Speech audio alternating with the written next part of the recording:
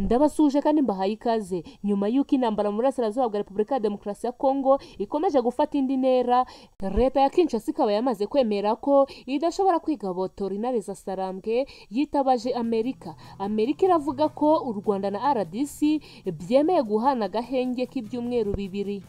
Ibi bibaye kandi mu gihe u Rwanda rukomeje gufatirwa ibihano n'ibihugu by'i Burayi babishinja gushigikira inyeshyamba za M23. Ibi bihano bishya bikaba byatumye abanyaburayi bananirwa kumvikana ku bijyanye no kurekura inkunga nshya y'amafaranga igenewe ingabo z'u Rwanda yo gukoresha muri Cabo Delgado, aho ni mu gihugu cya Mozambique.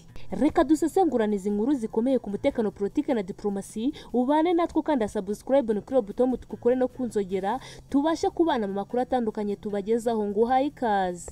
Twihuse cyane, Leta Zunze Ubumwe za Amerika zatangaje ko u Rwanda na Repubulika ya Demokarasi ya Kongo byemeye gutanga agahenge k'ibyumweru 2 ngo ni mu rwego rwo gufasha abakora ibikorwa by'ubutabazi kwita ku bavanwe mu byabo n'imirwano yo mu burasirazuba bwa Kongo. Mu itangazo riri ku rubuga rwa White House, ubwo ni Perezidansi ya Amerika, riravuga ko Leta Zunze Ubumwe za Amerika zishimiye agahenge k'ubutabazi bw'ibyumweru 2 kemewe n'impande ziri mu makimbirane yo mu burasirazuba bwa Repubulika ya Demokarasi ya Kongo.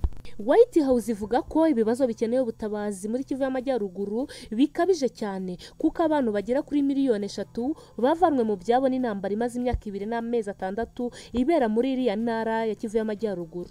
Amerika ikomeza ivuga ko imirwano iheruka kwiyongera yatumye abakora ibikorwa by'ubutabazi batabasha kugera ku bihumbi by'abavuye mu byabo muri buri duce dukikije Kanyabayonga, umujyi M23 yigaruriye mu mpera z'iki cyumweru gishize. Imirwano Washington ivuga ko yatumye abagera ku bihumbi 100 bata ingo zabo. Agahenge u Rwanda na RDC bemeye gutanga kagomba gutangira kuri uyu wa gatanu tariki ya 5 Nyakanga, kakazagera ku itariki 19 Nyakanga nk'uko White House yabitangaje. Bimwe mu bikorwa bigomba gukorwa muri iki gihe cy'agahenge, impande zihanganye ngo zigomba gucecekesha intwaro zazo zose kandi bakemerera abavuye mu byabo gutahuka ku bushake ndetse no gufasha abatabazi kugera ku baturage bababaye kurusha abandi.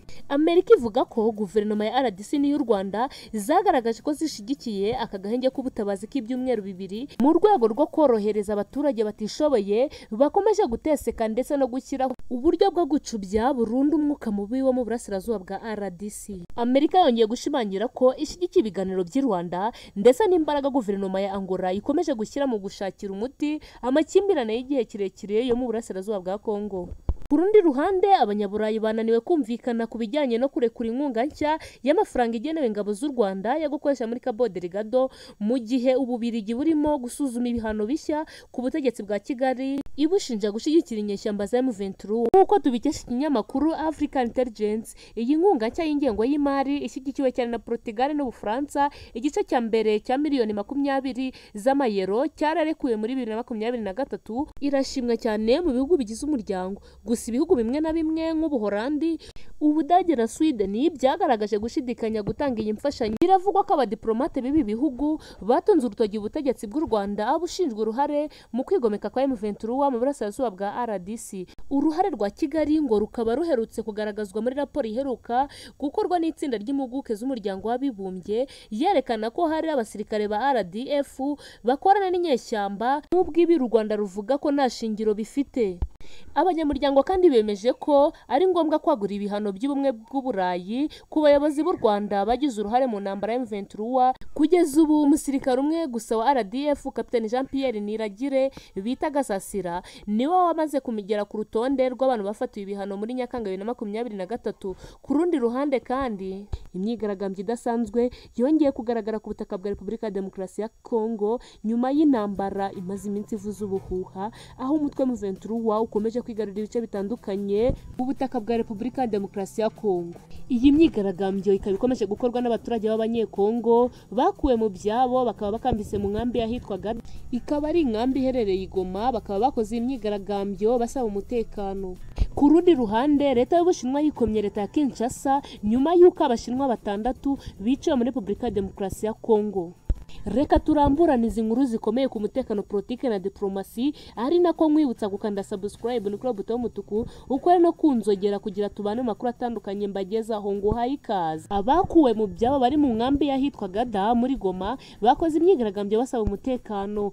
Ku gicamunsi cyo kuwa kane tariki ya 4 z'ukwezi kwa 2024, impunzi zicumbikiwe mu nkambi ya Gada, imwe mu zicumbikiye benshi mu nkengero z'umujyi wa Goma iri mu burasirazuba bw'igihugu cya Repubulika ya Demokarasi ya Kongo, zakoze imyigaragambyo ikomeye yo kwamagana umutekano muke ukomeje kwiyongera mu nkambi z'impunzi zitandukanye muri ibi bice byo muri Goma. Nk'uko amakuru ava muri ako gace abivuga, impunzi zigaragambije zisaba umutekano uhagije. Ni imyigaragambyo yabaye nyuma y'uko mu ijoro rishira kuwa kane abitwaje imbunda batamenyekanye basutse urufaya rw'amasasu bagakomeretsa benshi, bakiba n'ibikoresho byabo mu nkambi zitandukanye. Kimwe mu mpamvu nyamukuru abigaragambya bavuga ni uko leta ibitabitayeho, kimwe n'izindi nkambi z'impunzi zizengurutse umujyi wa Goma n'iziwurimo imbere. Kuba nta mutekano iyi nkambi ifite muri iyi minsi ntabwo bitari impungenge abayicumbitsemo gusa, kuko n'abawuturiye bemeza ko bafite ubwoba bukomeye ku isaha n'isaha babameshamo urufaya rw'amasasu. Bakaba bakomeje bavuga ko buri joro muri iyi nkambi humvikana urufaya rw'amasasu y'imbunda ntoya, bugakurikirwa n'ubujura bukabije bukomeje kwiganza muri aka gace. Iyi nkambi ya Gada iherereye muri komine ya Karisimbi mu mujyi wa Goma, icumbikiye umubare munini w'impunzi ziganjemo izavuye mu nkambi ya Burengo. Ubwo iyi nkambi ya Burengo yamaraga kugwamo ibisasu bigahitana abantu barenga 37 mu kwezi kwa gatanu kwashize. Icyo gihe abapfuye bashinguwe na leta mu irimbi rya Kibati muri teritwari ya Nyiragongo. Abakozweho n'ibisasu bahise bava muri iyo nkambi berekeza muri komine ya Karisimbi, aho bashinze inkambi ubigizwe n'abarenga 18,000. Ku rundi ruhande, abashinwa 6 biciwe muri Repubulika ya Demokarasi ya Kongo. Bikaba byamenyekanye ko abarashe ari abarwanyi ba Kodeko bishe barasha abashinwa n'abanyekongo barenze umwe mu gitero aba barwanyi bo mu mutwe wa Kodeko bagabye ku kirombe cy'abashinwa giherereye mu burasirazuba bushyira amajyaruguru y'igihugu. Nk'uko ibi byatangajwe n'abategetsi ba Kongo ku gicamunsi cyo ku itariki 4 z'ukwezi kwa 2024.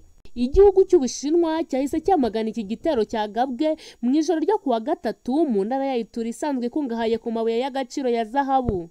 Umuyobozi w'iyo ntara Rufine Mapera yavuze ko icyo gitero cyagabwe n'abarwanyi biyitirira ishirahamwe ry'abashaka guteza imbere Kongo ari ryo Kodeko, rigizwe ahanini n'abo mu bwoko bw'abarendu. Guverineri w'iyi ntara yavuze ko abakozi b'abashinwa 6 n'abanyekongo 2 bari barinze ikinombe baguye muri icyo gitero. Umukozi w'umuryango utabara imbabare Croix Rouge mu karere yavuze ko abo barwanyi ba Kodeko basanze abo bashinwa bacukura zahabu bakabameshamo urufaya rw'amasasu. Abapfuye bakaba bajyanywe mu biruhukiro bw'ibitaro bya Bunia. Leta y'Ubushinwa ibinyujije ku muvugizi wa Minisiteri y'Ububanyi n'Amahanga yavuze ko iki gitero cyagabwe kuri iki kigo cy'ubucuruzi giterwa inkunga na Leta y'Ubushinwa cyahitanye abaturage b'Ubushinwa benshi, abandi bakaburirwa irengero.